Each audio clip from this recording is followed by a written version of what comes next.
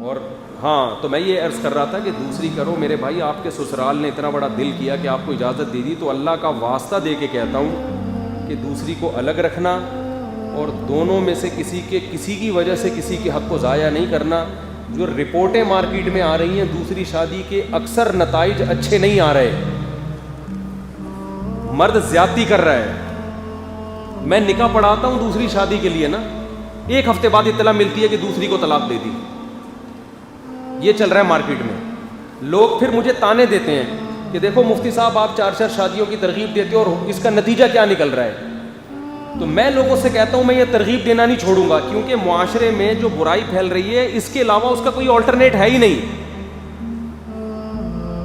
بھائی ڈاکٹر کو پتا ہے کہ یہ ہارٹ اٹیک ہونے والا ہے, انجیکشن لگانا ضروری ہے. اب انجیکشن کے وہ سائڈ افیکٹ کو نہیں دیکھے گا, وہ کہے گا یار اب جو بھی ہوگا یہ تو لگانا ہے انجیکشن.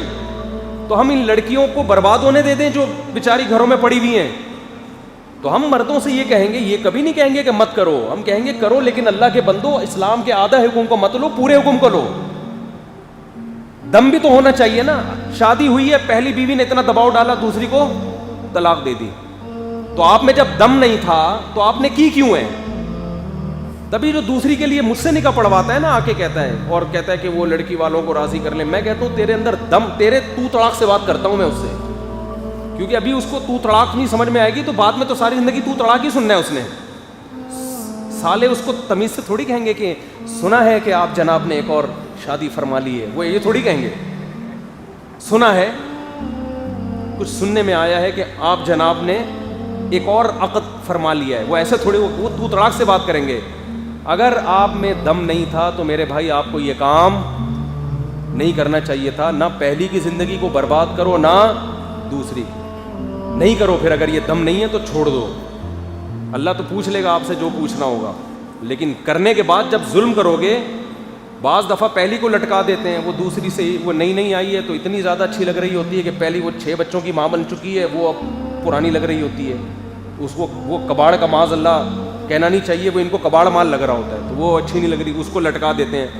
اللہ میاں نے اجازت دی ہے برابری کی شرط کے ساتھ, اور نبی صلی اللہ علیہ وسلم نے فرمایا 2 کرنے کے بعد جس نے برابری نہیں کی قیامت کے دن فالج زدہ ہو کے آئے گا اللہ کے سامنے. آدھا دھڑ مفلوج ہوگا اس کا, کیوں ایک طرف مائل ہو گیا تھا تو اللہ اس کی اسی دھڑ کو مائل کر دیں گے. اس لیے اللہ کا خوف کریں. کچھ بہت غلط رپورٹیں آتی ہیں مردوں کی, شوق میں کرتے ہیں اور چسکے لینے کے لیے, اور اس کے بعد جب حقوق کی باری آتی ہے تو پیچھے ہٹنا شروع ہو جاتے ہیں. وہ لڑکی جب دوسری بیوی بنی ہوتی ہے وہ بیچاری کسی کام کی نہیں رہتی, وہ اس کو یہ چھوڑ دے گا تو ایک اور طلاق کا دھبا لگ گیا اس کے اوپر.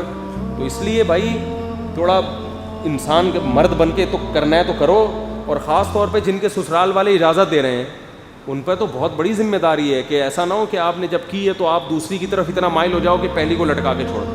ایسے واقعات میرے علم میں پہلی بیوی نے پرمیشن دی کہ بھائی ٹھیک ہے آپ کر لیں, کرنے کے بعد اسی بیوی کو لٹکا دیا, اس نے اتنا بڑا دل کیا تھا.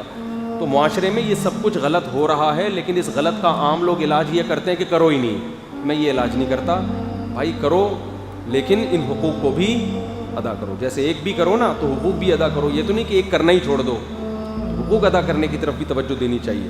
اور میرا کوئی شادی دفتر نہیں ہے, نہ میں شادیاں وادیاں کراتا ہوں, اور یہ میرا کام نہیں ہے. یہ جاؤ ایم اے جینا روڈ پہ وہیں چلے جاؤ آپ, ہو سکتا ہے فلیٹ بھی ملے, پیسہ بھی ملے اور گاڑی بھی ملے, سمجھتے ہو. اور یہ جو دوسری شادی ہے نا, اس میں لوگوں کو اعتماد جلدی نہیں آتا, تو یہ اپنے ریلیٹیوز میں تو آسانی سے ہو سکتی ہے, رشتہ داروں سے باہر میں نہیں ہو سکتی. وہ دیکھیں گے پتہ نہیں کون ہے اٹھ کے آ گیا, وہ پہلے تو کہیں گے کر کیوں رہا ہے یہ, پتہ نہیں کیا ہو گیا. تو تلاش کرتے رہیں, اسی میں مر جائیں, کوئی بات نہیں, قیامت کے دن 4 والوں میں شمار ہوگا انشاءاللہ نیت کی وجہ سے.